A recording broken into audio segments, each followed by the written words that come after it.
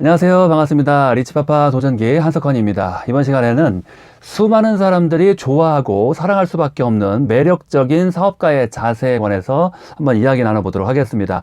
조금 다르게 표현하면은 누구나가 다 좋아할 수밖에 없는 스폰서의 자세, 스폰서의 모습, 이렇게 표현할 수도 있고요. 그리고 또 정말 1000명, 10,000명의 파트너를 만들 수 있는 아주 매력적인 그런 사업가의 자세, 이렇게 표현을 할 수도 있을 것 같습니다. 그런 것처럼 이제 이번 시간에는 굉장히 중요한 그런 아주 매력 포인트에 관해서 한번 이야기 나눠보도록 하겠습니다. 첫 번째는 이제 매너와 배려를 갖고 있는 사업가의 자세가 굉장히 중요합니다. 매너와 배려, 어떤 것이 있을까요? 매너라면은, 예를 들면은, 우리가 이제 파트너 사장님들하고 함께 어떤 커피숍이나 식당에 가서 미팅을 하는 경우가 가끔씩 있습니다. 그럴 때, 커피숍의 문이 굉장히 무거운 문이 많아요. 그럴 때는 내가 먼저 문을 당겨서, 편안하게 고객분들이나 파트너 사장님들이 들어갈 수 있도록 문을 좀 잡고 있고, 그 다음에 내가 들어가는, 그런 것도 하나의 매너라고 볼 수도 있겠지요. 그리고 어떤 빨간색 국물이 튈 수 있는 그런 어떤 음식을 같이 식사할 때 앞치마를 챙겨서 파트너 사장님에게 딱 챙겨주는 어떤 그런 모습. 그리고 치마를 입었을 때 좀 치마를 좀 가릴 수 있는 어떤 그런 담요나 그런 걸 챙겨주는 어떤 그런 행동. 그리고 또 매너와 배려 뭐가 있을까요? 어떤 리크루팅을 했는데 리크루팅이 계획대로 잘 안 됐어요. 그래서 어떤 거절을 당하고 실패를 했습니다. 그랬을 때 파트너 사장님에게 지적을 하고 리크루팅을 왜 그렇게 했냐고 이렇게 좀 약간 지적을 하기보다는 마음을 좀 위로해주고 하나의 다 어떤 과정이고 또 그런 과정을 통해서 또 배울 수가 있고 그리고 얘기를 안 한 것보다는 한 번이라도 얘기를 했을 때 또 두 번째, 세 번째, 네 번째에서는 또 그 리크루팅이 또 성공적으로 잘 될 수가 있는 거거든요. 그렇게 이제 한 번, 두 번, 세 번의 어떤 거절은 어떻게 보면 이제 과정이기 때문에 그렇게 시도했다는 것만으로도 참 잘하셨습니다.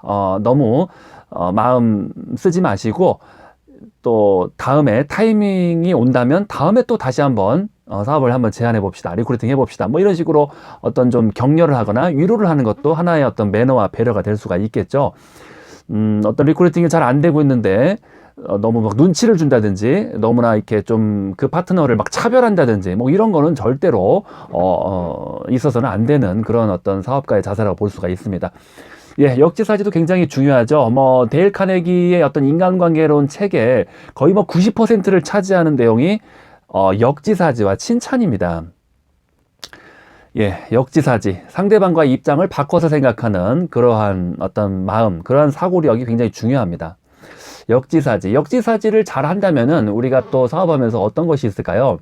인사를 할 때도 역지사지 사고력을 가지고 인사를 이제 파트너와 한다면 좀 무표정하고 그냥 좀 밋밋하게 인사를 하는 것보다 딱 며칠 만에 만났을 때 인사를 하는데 좀 더 반갑게 웃으면서 시선을 맞추면서 악수를 하면서 인사를 하는 어떤 그런 것도 어떻게 보면 이제 상대방의 입장을 바꿔서 생각했을 때 인사법이라고 볼 수가 있죠. 사장님, 김 사장님, 너무나 오래간만에 만나서 반갑습니다. 잘 오셨습니다. 아주 귀한 시간을 오늘 내주셔서 아주 감사합니다. 며칠 만에 만나니까 너무나 반갑습니다. 이렇게 또 웃으면서 좀 이렇게 약간 좀 큰 목소리로 반갑게 인사를 하는 것도 굉장히 중요합니다. 그리고 스킨십을 하는 것도 굉장히 중요합니다. 우리 이제 사업가 자세에서 이 악수는 굉장히 필수라고 볼 수가 있습니다. 악수도 굉장히 또 중요한 그런 어떤 인사법 중에 하나고요. 또 칭찬과 존중은 어떤 부분이 예를 들 수 있을까요? 칭찬과 존중. 예를 들어서 우리가 리크루팅을 할 때 상대방의 어떤 직업을 어떤 표현할 때도 칭찬과 존중의 마음을 가지고 상대방 직업을 표현하는 것이 굉장히 중요합니다. 리크루팅 할 때 예를 들어서 친구를 리크루팅하는 상황이라고 한번 예를 들어보겠습니다. 친구야, 지금 월급도 너무 적고 비전도 없고 노후 준비도 안 되는 그런 회사를 그만 다니고 내가 하고 있는 일을 한번 알아보자. 이런 표현을 할 수도 있겠죠. 하지만 이런 표현은 좀 잘못된 방법이고요. 이런 표현보다는 친구야, 지금 직장 생활도 정말 잘하고 있고 아주 대단한 성과를 일으키면서 직장에서 인정도 받고 그런 친구가 나는 굉장히 대단하다고 생각해. 아주 멋있는 친구라고 난 생각을 해. 어떤 친구가 갖고 있는 그 능력으로 내가 하고 있는 사업을 검토해보고 만약에 함께 하게 된다면 정말 우리 둘 다 인생의 역전을 시킬 수 있는 아주 대단한 성공자가 난 될 수 있는 그런 친구라고 생각을 하거든. 그래서 어떤 사업인지 한번 좀 알아보고 괜찮으면 같이 성공을 한번 해보자. 정말 친구가 하면은 정말 최고의 직급자가 될 것 같아. 지금까지의 직급자들과는 비교도 안 될 만큼 대단한 친구라고 나는 생각을 해. 뭐 이런 어떤 표현도 어떤 이제 응용을 해서 사용하시면 좋을 것 같습니다. 그런 것처럼 상대방의 어떤 칭찬과 존중은 이 네트워크 마케팅 사업을 하는 데 있어서 가장 중요하다고 말씀을 드리고 싶습니다. 예. 두 번째는 이제 대화와 강의를 구분해서 어떤 미팅을 하는 것이 굉장히 중요합니다. 대화를 하는데 너무나 길게 어떤 혼자서 이야기를 한다든지 지루하게 얘기를 한다든지 어렵게 얘기하는 것은 좀 금지사항입니다.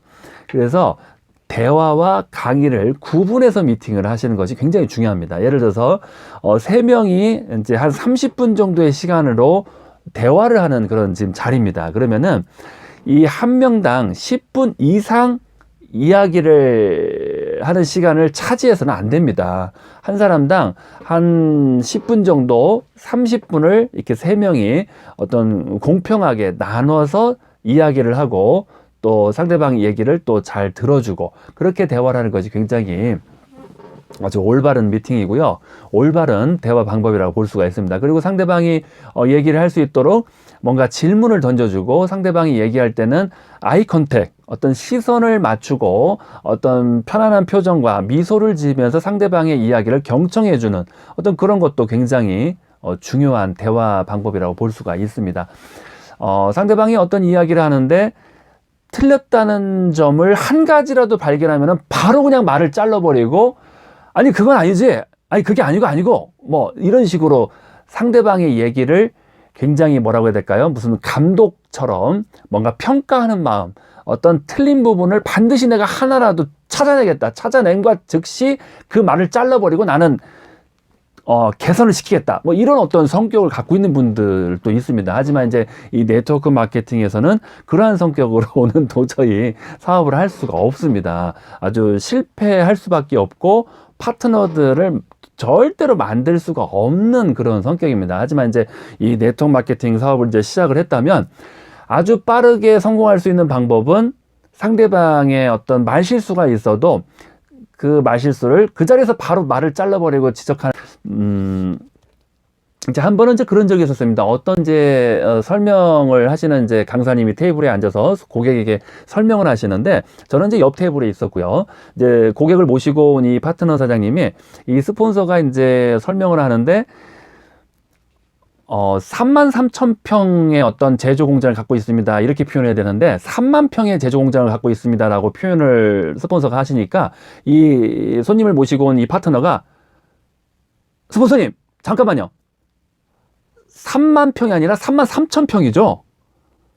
이렇게 갑자기 중간에 끼어들어서 말을 자르는 어떤 그런 모습을 제가 본 적이 있었는데 결국에는 그 미팅은 좀 실패로 돌아가고 고객분은 회원가입도 안 하고 그냥 좀 뭐 생각해 볼게요 라고 대답을 하고 그냥 집에 가버리신 그런 경우가 있었습니다. 그런 것처럼 이 대화의 어떤 효과적인 올바른 어떤 방법도 우리가 가지고 있는 것이 굉장히 매력적인 사업가의 자세라고 볼 수가 있습니다. 그리고 대화를 할 때는 강의와 구분을 해야 되고요. 아주 간단하게 이야기하는 것이 좋습니다. 이제 그 방법은 첫 번째는 핵심을 정하는 것이 굉장히 중요합니다. 주제를 선택한다. 핵심을 선택한다. 그래서 내가 지금 어떤 얘기를 하고 싶은지 주제와 핵심 한 가지를 딱 정해놓고 내 생각은 이러합니다. 이렇게 딱 먼저 결론을 얘기하고 그 다음에 간단한 부연 설명과 사례를 들어서 이야기를 하는 것이 좋습니다. 이야기를 할 때는 약 2분에서 3분을 넘지 않는 것이 좋습니다.